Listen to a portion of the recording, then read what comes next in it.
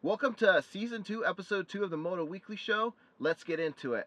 So in Indianapolis, that's where the racing happened last weekend. Marvin Musquin would take his second win of the season, his first being Anaheim 1. That's a long hiatus. However, he's second in the points, so he does still have a shot at the title if he could just catch up to Jason Anderson. So for the results, Marvin Musquin would take the win. Dean Wilson and Justin Brayton would finish off the podium. Jason Anderson would get 4th after a hard charge through the pack. Brock Tickle would get 5th, Malcolm Stewart 6th, Cooper Webb 7th, Benny Bloss 8th, Chad Reed 9th, and Blake Baggett 10th. There were 4 KTMs in the top 10. Jason Anderson had a terrible start. Tyler Bowers went down going for the whole shot, and he took Cooper Webb, Blake Baggett, and Jason Anderson with him. While Baggett and Anderson were able to fight their way up, Baggett made a mistake and went down, whereas Anderson was able to fight his way back up to 4th. Where was Eli Tomac? Well, Tomac was actually running second, and he actually went over the bars in a corner. I couldn't tell from the television coverage, but it looked like he had a mechanical issue. In the point standing, Jason Anderson has 265 points, Marvin Musquin 230, Justin Brayton 210. Eli Tomac and Blake Baggett both have 194, Weston Pike is 172, Brock Tickle has 165. Cooper Webb has 162 points. Cooper Webb is more than 100 points down from leader Jason Anderson. Dean Wilson at 138, and Cole Seeley, who's not even racing due to injury, is at 124. 250s. In Indianapolis, we actually had something unique. So normally for a Supercross season, we have the shootout of the East and the West only in Las Vegas, where we take both coasts, race them together to create a super class. Well, this year we have them at 2 races, Indianapolis being the first one.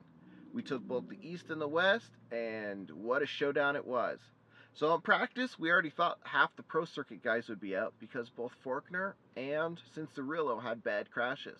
But it turned out those were not good predictors of the night event. Just like in the 450 class, there was trouble going for the whole shot.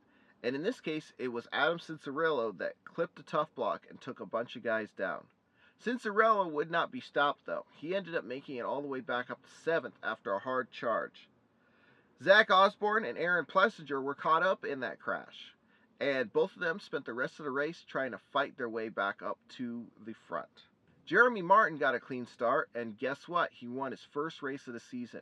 This must be a big relief for the Geico Honda team, as his season hasn't been going all that well. 250 results are Jeremy Martin, Adam Cincerillo, Luke Rensland with his first podium, Jordan Smith, Aaron Plessinger, Austin Forkner, Zach Osborne, Kyle Peters, Philip Nicoletti, and Joey Savacci.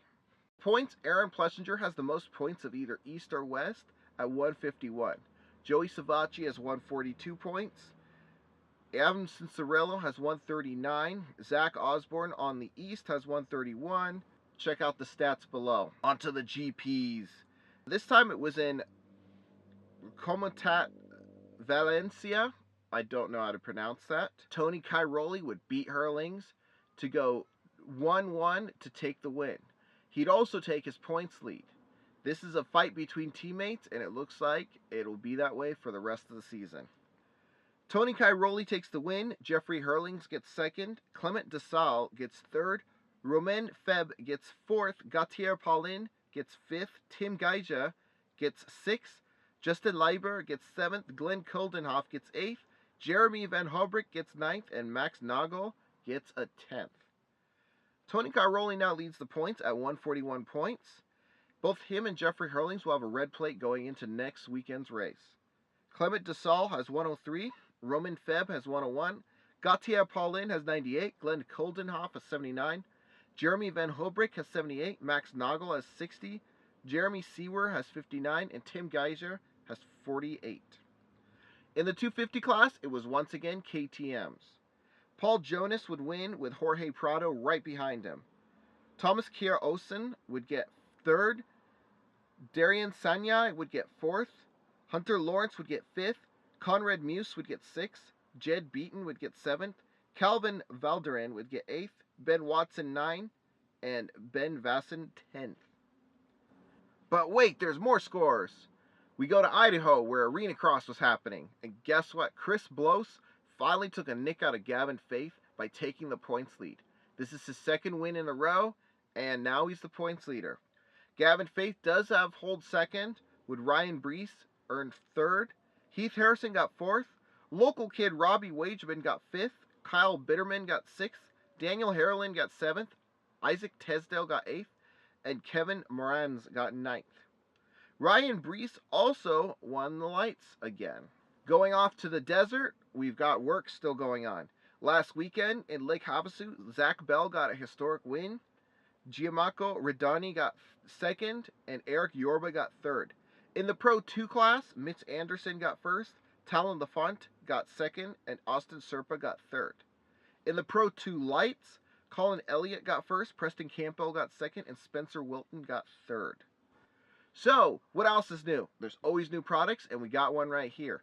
Alpine Stars is a special new set of gear. It's a limited edition Vice kit. It's got a Raider Flight Gov. It's got a custom set of Tech 7 boots. It's available while supplies last. Two more items of news. My favorite race of the year is coming up, the Two-Stroke National. Look forward to me being there. I should be putting up some edits on this YouTube channel.